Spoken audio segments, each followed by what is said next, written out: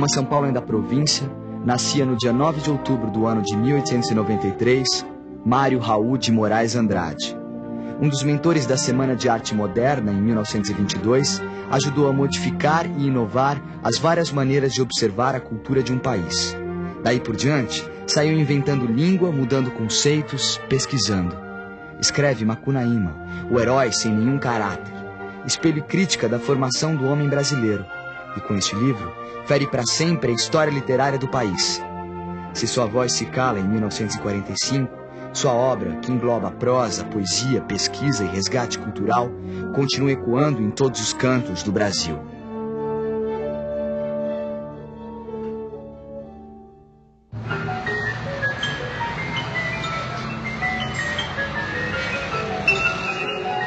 Eu sou um escritor difícil, que há muita gente inquisila.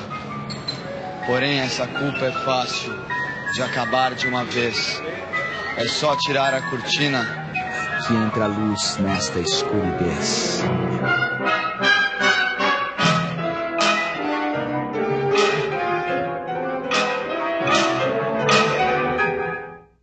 São Paulo, 9 de outubro de 1893. Numa cidade que despertava para o crescimento, ainda acanhada em sua estrutura, nascia Mário Raul de Moraes Andrade, filho de Maria Luísa e Carlos Augusto de Andrade, jornalista, contador do Conservatório Dramático e Musical de São Paulo e, nas horas vagas, escritor. Mário de Andrade inicia seus estudos no grupo escolar do Largo do Triunfo.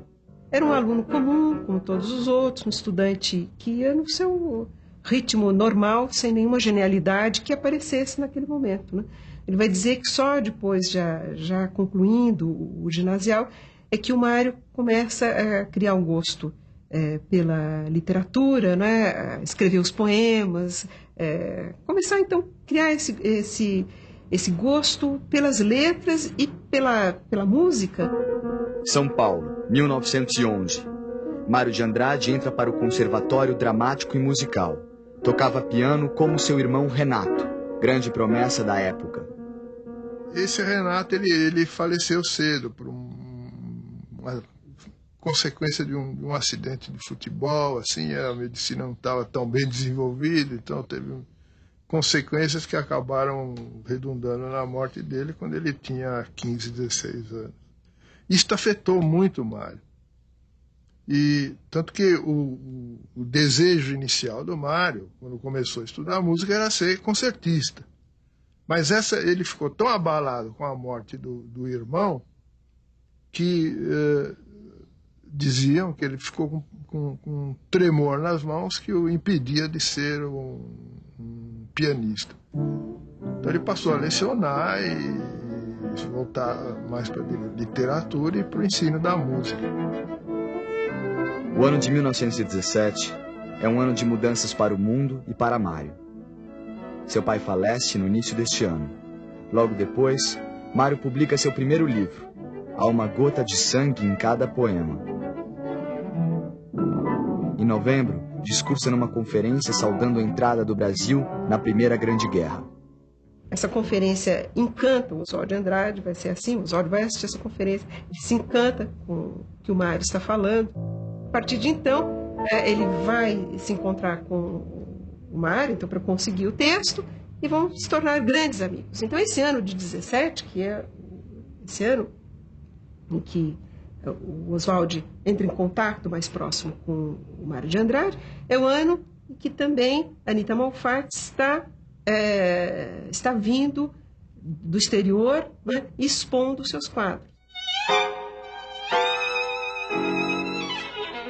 E o Mário de Andrade visita essa exposição e a crônica ou a história contada por Anita refere-se ao espanto diante daquele moço que ria às gargalhadas diante dos seus quadros.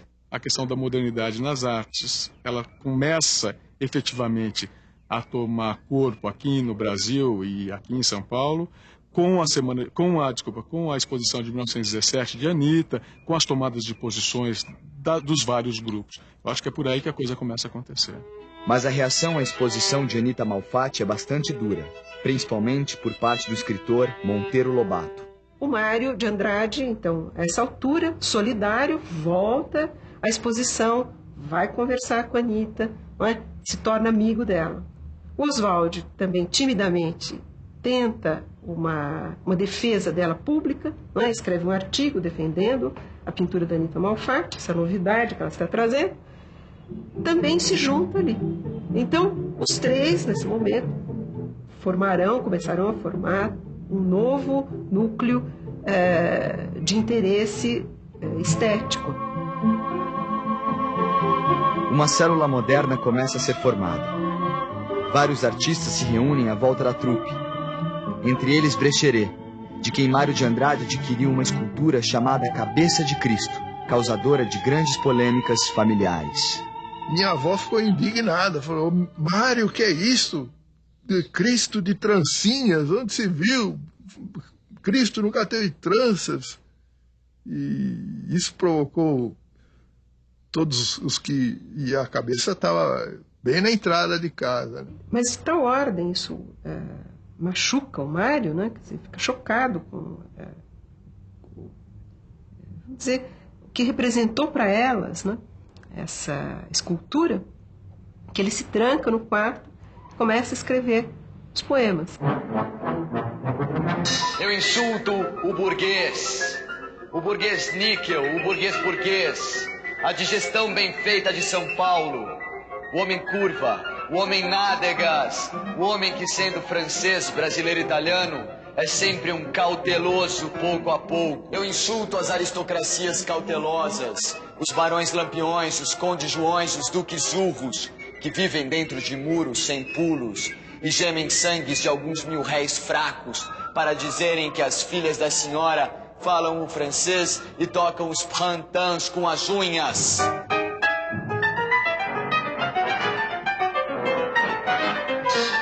Havia uma inquietação já, mesmo em São Paulo, que apesar de provinciana, São Paulo vivia aquele momento, o influxo da imigração estrangeira, o crescimento da cidade, a chamada modernização paulista, a industrialização, recebia muitos influxos internacionais. São Paulo era a cidade que concentrava essa sede de contemporaneidade que havia.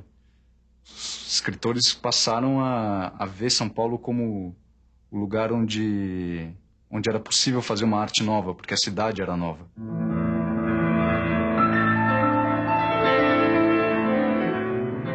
As ideias modernistas, elas foram evidentemente importadas no Brasil. No entanto, essa importação fez com que muito se discutisse no Brasil da própria natureza brasileira, no sentido do que é ser brasileiro, mas inicialmente essas ideias foram penetrando a partir das vanguardas europeias do início do século. As convenções literárias eram completamente passadistas, havia um formalismo muito grande, principalmente na poesia, regras fixas, rima, palavras que não se podia usar, termos que não eram poéticos. Havia essa ideia de que a poesia era uma bela arte, né? E o modernismo acabou com isso. Morte à gordura, morte às adiposidades cerebrais, morte ao burguês mensal, ao burguês cinema, ao burguês Tilbury, padaria suíça, morte viva ao Adriano. Ai, filha, que te darei pelos teus anos? Um colar? Conte 500, mas nós morremos de fome. Então eles pensam o seguinte, o que pensam, não é? Em 22 vai haver, o centenário da nossa independência política. Então nós vamos tentar fazer a comemoração, não é? Um pouco de uma outra vertente, pensando a nossa independência literária, que até então não tivemos. Teatro Municipal, Vale do Anhangabaú, região central de São Paulo. Foi aqui que nos dias 13, 15 e 17 de fevereiro de 1922, brotou a primeira dentição do movimento moderno no Brasil. Foi aqui que a burguesia viu pela primeira vez jovens a arremessarem pedras no quase bom gosto. Reunindo escritores, pintores, músicos e toda uma gama de artistas, a Semana de Arte Moderna de São Paulo plantava a semente de mudanças no coração da cultura brasileira. Foi durante a semana de 22 que Mário leu pela primeira vez Ode ao Burguês. Come-te a ti mesmo, ó gelatina pasma, ó purê de batatas morais, ó cabelos nas ventas, ó carecas, ódio aos temperamentos regulares, ódio aos relógios musculares, morte e infâmia, ódio à soma, ódio aos secos e molhados, ódio aos sem desfalecimentos nem arrependimentos, sempre eternamente as mesmices convencionais. Há testemunhos de pessoas que iam para se divertir, né, para vaiar, né, jovens que descobriram que era possível ir lá e vaiar as pessoas e agredir, já que era uma manifestação tão absurda. Na semana de 22, houve inclusive parentes, não muito próximos, né, mas que ajudaram a vaiar no Teatro Municipal, a apresentação dos modernistas e tal. E minha avó subiu a serra, eu sei que cortou relações durante muito tempo com esses familiares, e depois o tempo vai passando, vai consertando as coisas, né, e a coisa se ajeita. O que o modernismo paulista fez, especialmente, e portanto a Semana de Arte Moderna deflagrou isso, foi abrir para o Brasil a possibilidade da pesquisa estética. Ela faz detonar muitas questões que estão sendo debatidas até hoje. Quer dizer, eu acho que por mais que se possa criticar as contribuições dos intelectuais e dos artistas ligados à semana, foram contribuições fundamentais e que até hoje alimentam o debate da cultura brasileira. O Mário, ele era um escritor já maduro durante a semana, né? Então ele foi sim uma referência durante a semana, e durante toda a década de 20, Mário esteve na dianteira do movimento. Ódio e insulto, ódio e raiva, ódio e mais ódio. Morte ao burgueses de olhos cheirando religião e que não crê em Deus. Ódio vermelho, ódio fecundo, ódio cíclico, ódio fundamento sem perdão. Fora! Fora o bom burguês! O ano de 22 é o ano em que ele lança o Pauliceia Desvairada. Depois da semana, mas durante a semana ele lê o livro, né? Pauliceia Desvairada é visto atualmente como o primeiro livro moderno do nosso modernismo. É um livro em que a preocupação do Mário é representar a São Paulo que nasce, né? A nova São Paulo, a metrópole vertiginosa, inapreensível, multifacetada. É uma cidade grande demais para acolhê-lo, por exemplo. E ao mesmo tempo ele tem um sentimento de amor muito grande por São Paulo. Chama São Paulo de minha noiva, São Paulo como são de minha vida. Durante toda a década de 20, Mário de Andrade continuou sua grandiosa produção moderna, escrevendo para várias revistas e jornais, alimentando debates sobre o modernismo e o nacionalismo. Mergulhou na fonte da cultura popular brasileira e afinou contatos com as vanguardas europeias. Mário comia de tudo. Em 1927, viaja pelo norte do Brasil, viagem que se repetirá em 1928. Mário coletou um sem número de lendas, tradições, manifestações, resgate que veio influenciar toda a sua obra futura. Dessa primeira viagem que ele faz ao Amazonas vai ficar a semente do Macunaíma, né? Porque lá é que ele encontra várias comunidades indígenas que ele entra em contato, e depois com a leitura do Koch Greenberg, que é um pesquisador alemão que teve no Brasil no começo do século, que escreveu sobre aqueles índios de lá, ele vai obter o mote do Muiraquitã, né, a partir do qual ele vai desenvolver toda a história do Macunaíma. Macunaíma talvez seja uma espécie de centro de gravidade natural da obra de Mário de Andrade, né? Quando a gente fala de Mário de Andrade, é difícil não ver, de certa forma, a obra do Mário nucleada por Macunaíma. O Mário estava tentando ter uma visão integral do Brasil. E ele projeta tudo isso em Macunaíma.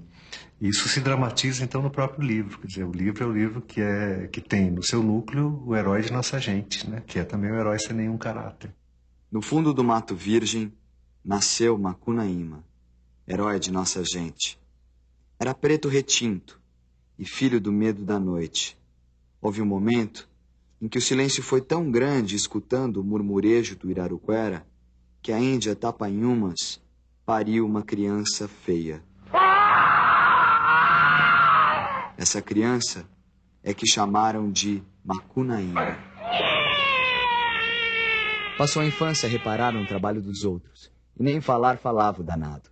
Vivia entre os banhos dos rios e as relações perigosas com a mulher do irmão Jiguê, Sofará, que transformava em um lindo príncipe e passava horas a brincar com o herói. E a qualquer tentativa de fazer o pequeno reagir para a vida, logo a frase vinha: ai, que preguiça.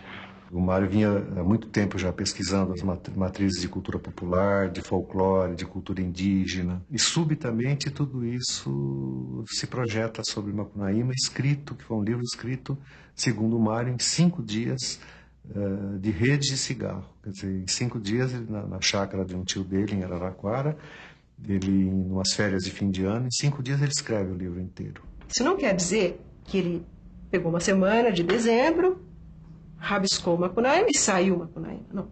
Ele se preparou com toda uma pesquisa, as leituras todas prontas, todas as anotações, tudo aquilo que ele tinha, e aí, com a história pensada, não é? Ele escreve. Mãe, sonhei que caiu meu dente. É morte de parente. Pois é.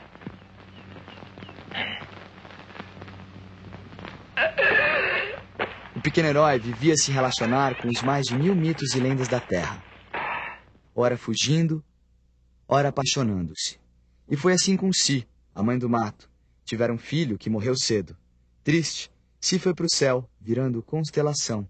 Ela deixou para Macunaíma seu Muiraquitã, que terminou se perdendo e indo parar nas mãos de Venceslau Pietro Petra, também conhecido como o gigante Piaimã, comedor de gente.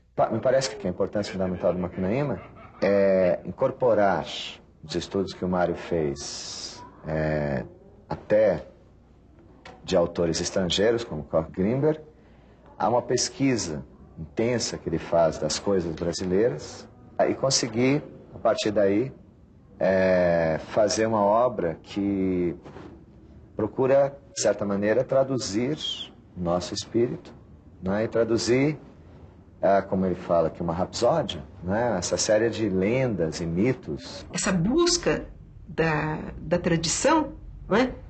Pela pesquisa popular, pelo cozer das histórias populares, né? Um cozer de cantos, né? Que é a rapsódia. Num minuto, o Macunaíma, numa correria, ele vai do Amazonas ao Rio Grande do Sul, depois ele vai de um lado para o outro, como um bom herói mítico, né, como uma boa personagem lendária que ele é, e mistura os falares regionais e todos os costumes, então ele mistura, portanto, todos os espaços, ele mistura também todos os tempos, ele visita figuras do passado, do presente, então é um livro que mistura os tempos e os espaços, isso faz parte da riqueza do livro. Macunaíma resolveu ir a São Paulo, reaver seu Muiraquitã. No caminho, por causa de uma água milagrosa, ele se torna branco.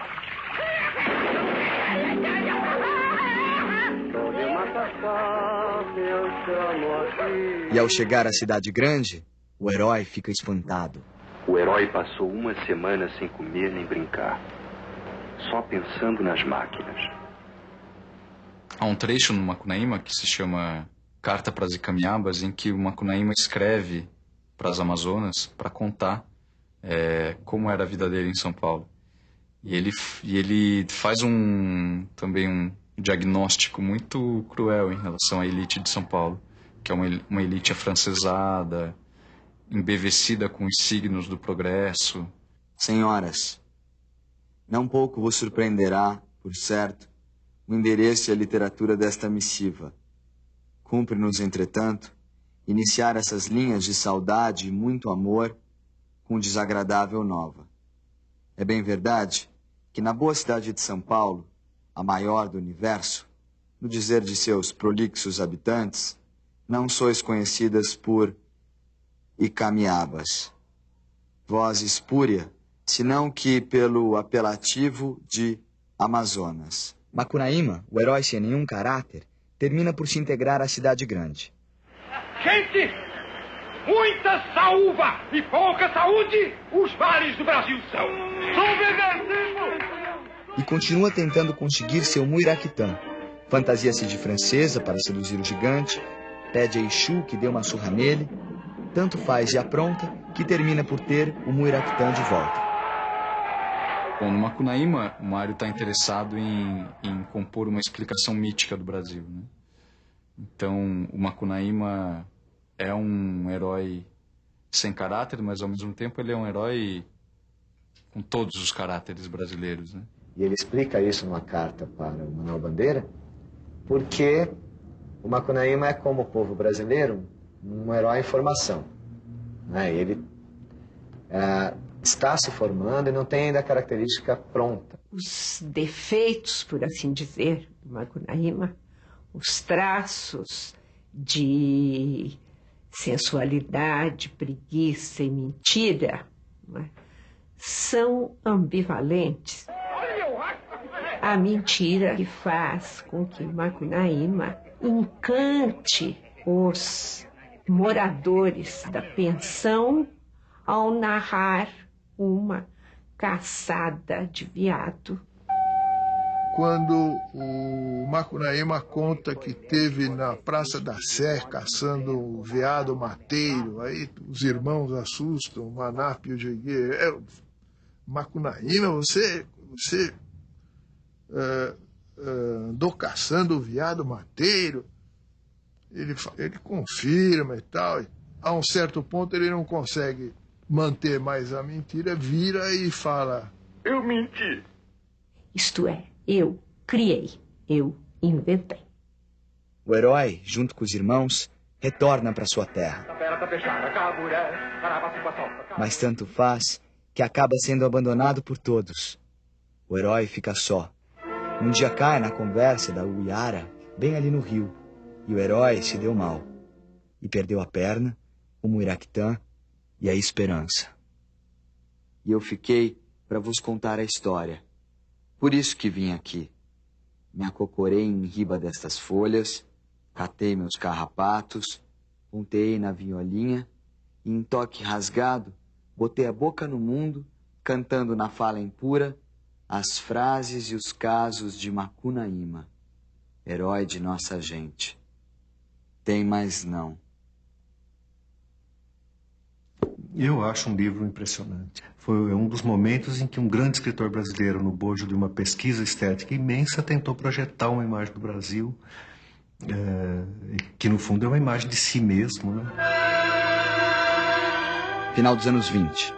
Momento de reflexão e mudança na vida e na obra de Mário de Andrade. Separação intelectual com Oswald de Andrade. Racha o modernismo brasileiro. Mário continua a defender uma cultura nacionalista e primitivista enquanto observa o jogo social de seu tempo. Eu acho que essa mudança que se opera na obra do Mário, ela de certa forma se opera na obra de quase todos os escritores brasileiros da época, né?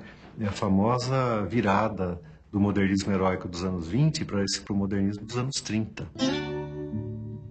Como disse a Raquel de Queiroz, eles puderam fazer livremente as coisas na década de 30 porque os heróis de 22... né, romperam com todas as barreiras, então eles podiam escrever como eles quisessem, sem se preocupar nem em seguir o modelão, como os parnasianos faziam, nem em rompê-lo, né, coisa que o Mário, Oswald, Bandeira tinham muito claro. Depois de 30, eu acho que toda a cultura brasileira se aproxima de um movimento de crítica social e de experiência, de observação das realidades vividas. A observação do mundo à sua volta, antiga preocupação de Mário, se acentua neste período.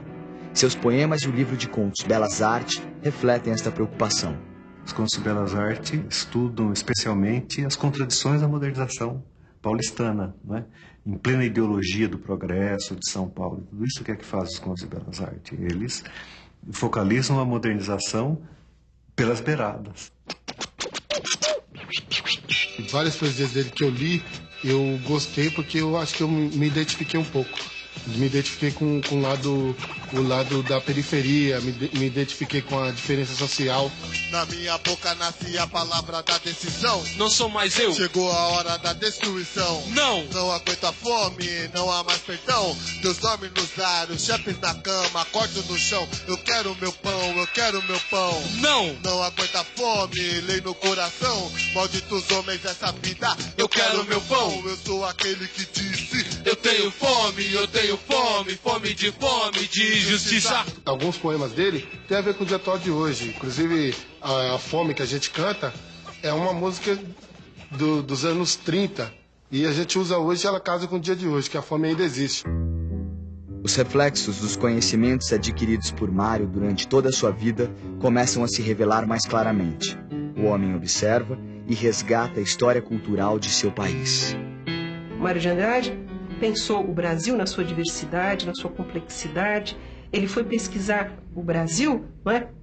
No folclore brasileiro, mas ele não foi pesquisar 3 ou 4 linhas, não. Ele foi coligir, ele anotava. A obra do Mário de Andrade no campo da cultura popular tradicional brasileira ainda é pouco conhecida. Só muito recentemente é que estão surgindo alguns trabalhos, tanto na academia quanto da parte dos artistas, basicamente porque as obras de pesquisa do Mário em cultura popular não foram publicadas em vida por ele. O empenho dele em pesquisar a cultura nacional, em pesquisar o que havia de mais importante na cultura nacional e até em ajudar as pessoas, as cartas que ele escreveu, todo o empenho que ele tinha em estar ajudando todo mundo que estava escrevendo naquela época é muito importante.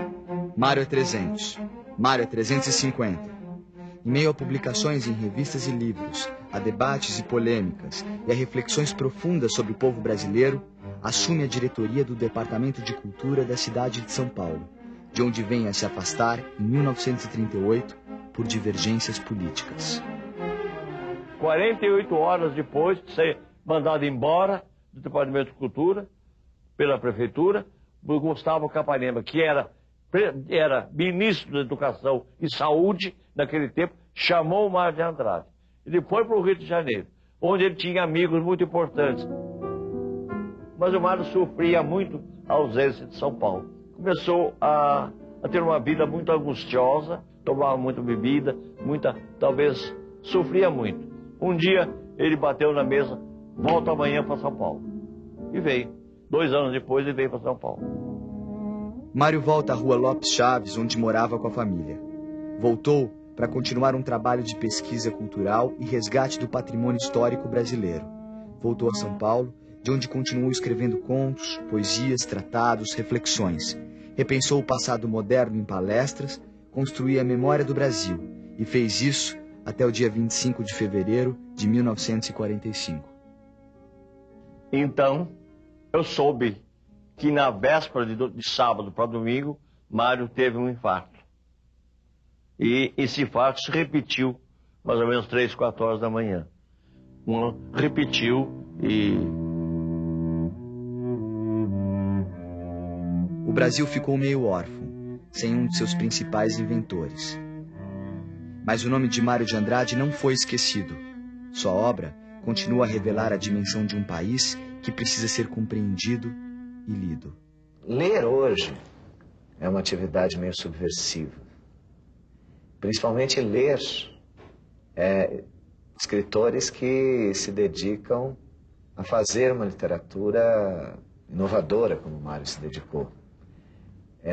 Escritores que se dedicam a entender o país, como o Mário fez. O Mário, no fim da vida, ele dizia que ele devia ter sido mais artista e menos pensador, né? Que talvez ele tenha dado ao pensador um lugar muito amplo na própria obra e esquecido um pouco o artista. Eu acho que Macunaíma foi um momento em que essas duas tendências, essas duas forças se equilibraram.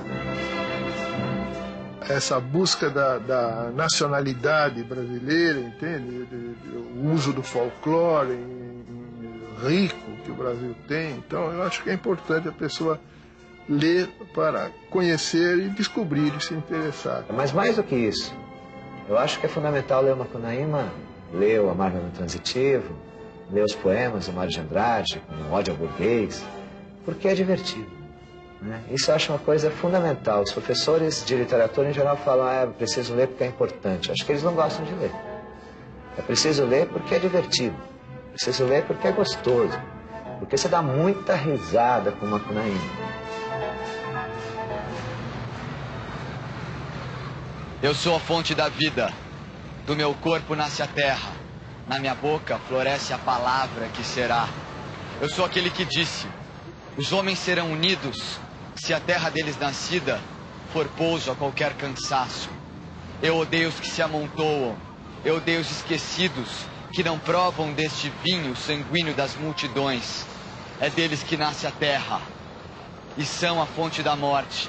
Eu sou a fonte da vida, força, amor, trabalho e paz.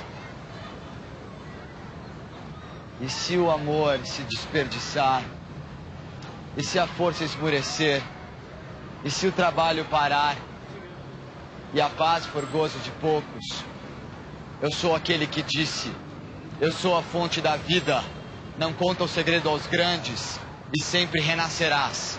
Força, amor, trabalho e paz.